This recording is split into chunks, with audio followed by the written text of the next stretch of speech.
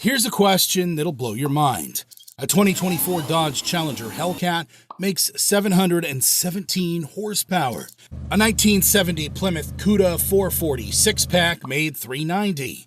The modern car is faster, safer, more reliable, and more efficient. So why do grown men still get emotional when a Cuda rumbles by? Today, we have muscle cars our grandfathers could only dream of. Cars that make 800-plus horsepower, run 9-second quarter miles, and still get you to work every day. By every measurable standard, modern muscle cars are superior. But here's the thing at classic car auctions.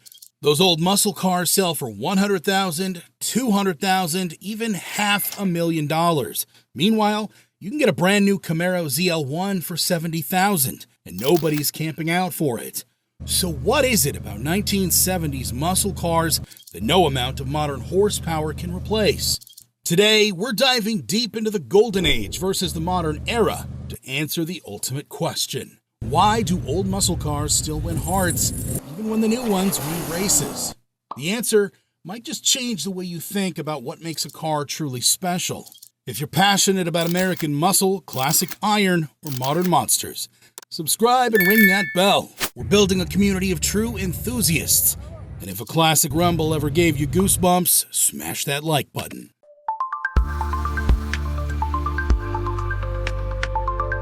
Let's rewind to 1970, arguably the greatest year in muscle car history.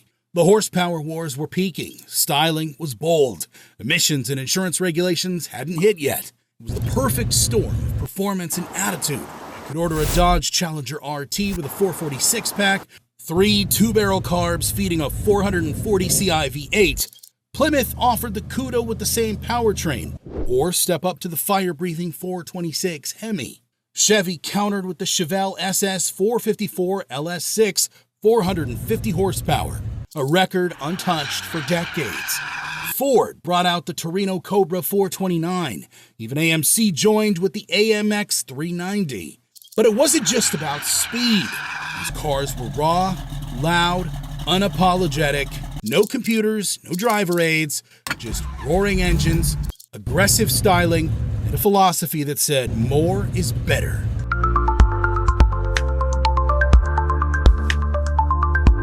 Fast forward to 2024, and muscle cars have gone full sci-fi.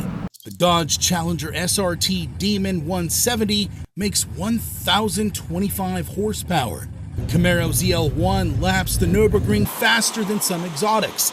The Mustang GT500, 760 horsepower, and razor-sharp handling. These machines are engineered to perfection. Adaptive suspensions, launch control, stability systems.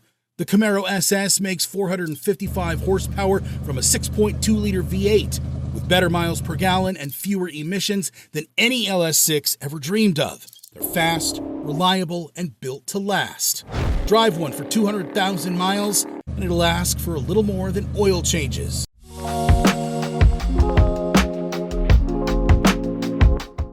Let's look at the numbers. 1970 Plymouth Cuda 440 six-pack, 0 to 60 in 5.8 seconds, quarter mile in the mid-13s.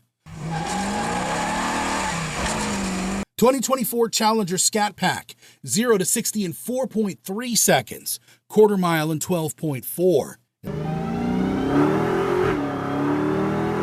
It's not close. Modern muscle destroys the classics in performance, braking, handling, and consistency. The numbers don't capture everything.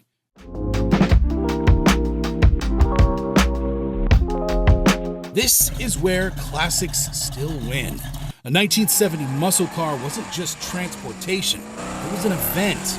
No soundproofing, no digital tuning, just roaring exhaust, mechanical clatter, and raw feedback.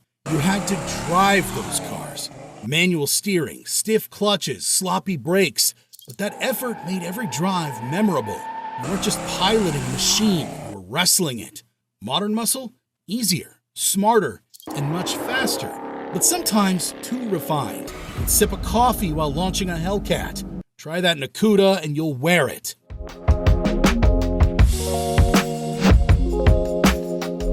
Visually, both eras shine, but in different ways. 1970 muscle cars had presence, long hoods, flared fenders, exaggerated scoops. They looked like street-legal prize fighters. A Cuda or Challenger didn't just show up, it intimidated. Modern muscle cars are sleek, aggressive, and wind tunnel sculpted.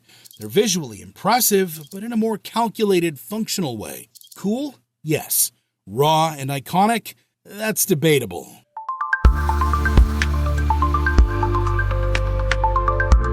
Owning a classic is like dating a high-maintenance supermodel. Gorgeous, unpredictable, constant attention required. But when it's running right, absolute magic. You tune carbs, you warm up the engine, you hear the machine working.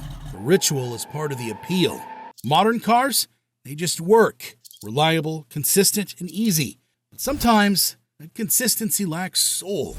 The quirks that give a car character are filtered out in the pursuit of perfection.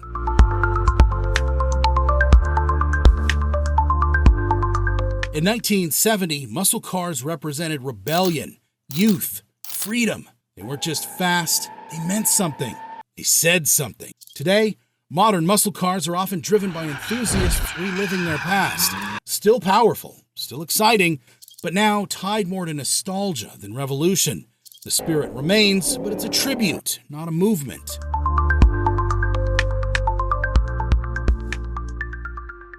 Look at the prices. A pristine 1970 Cuda 446-pack for $300,000. A 1970 Hemi Challenger RT, easily $200,000 plus. A 2015 Challenger Hellcat with 707 horsepower, $45,000 used. Despite the performance, modern muscle depreciates. Classic muscle? It's appreciating like fine art. That tells you where the passion lives. So why do old muscle cars still win hearts when the new ones win races? Because cars aren't just machines. They're emotional artifacts, rolling time capsules that connect us to an era when power was raw, design was fearless, and driving was pure. Modern muscle cars are better by every number, but in their pursuit of perfection, they've lost a little imperfection, a little soul. The heart doesn't always choose logically. Sometimes it chooses the loud, leaky, beautiful classic over the polished, perfect modern machine. And maybe that's exactly how it should be. Both eras are legendary, but only one made memories that still make hearts race 50 years later. So, what's your pick? Raw emotion of 1970 or the refined power of 2024? Let me know in the comments. And don't forget to subscribe for more deep dives into American muscle car culture.